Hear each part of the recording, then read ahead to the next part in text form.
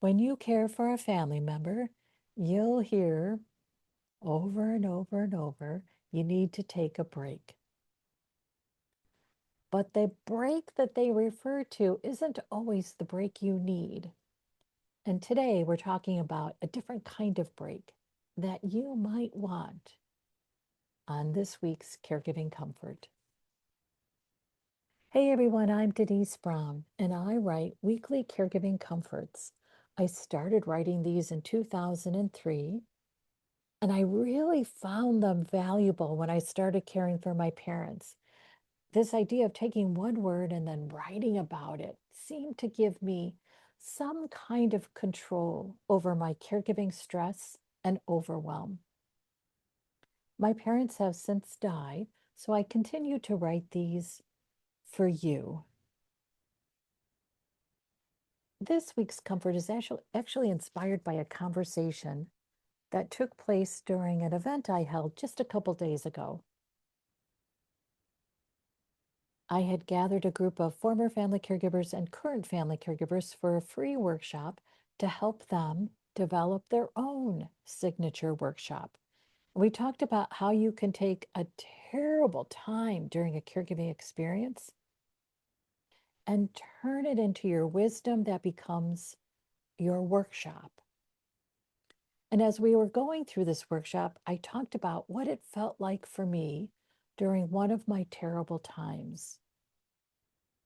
It felt like there would be a crushing wave that would swallow me up. And then somehow I'd come up for air and think, oh, phew, I've gotten through it, only to be crashed by another wave that would send me down, almost feeling like I was drowning. So I would come up for air, and then another wave would swallow me up. And that reminded me that sometimes the break we need during caregiving is a break from bad news. And that's what we're going to talk about today in this week's Caregiving Comfort. And here's what I wrote for you. A caregiving comfort break. When you care for a family member, you often hear that you need to take a break. But they don't get what kind of break you really need. You want a break from the never-ending bad news. You can't bear to hear that yet another new home health aide will show up tomorrow, that your carry fell again, and that your sibling is still too busy to help. That constant barrage of bad news feels like sitting in front of CNN and watching that bad news ticker scroll round and around and around. How do you get a break from the reality of your day? When the bad news takes its toll, take a quiet moment for yourself. Close your eyes. Give yourself a daydream. Dream of a beautiful place to visit. Dream of a wonderful present to receive.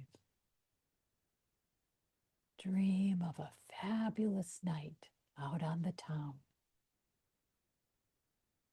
Dream of what you want and deserve. When the bad news overwhelms, give yourself good news by simply closing your eyes. Give yourself what you want.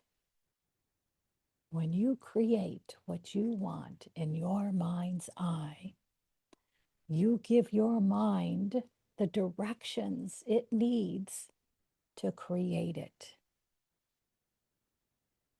Spend time developing your dream so you'll be ready to live it when it arrives.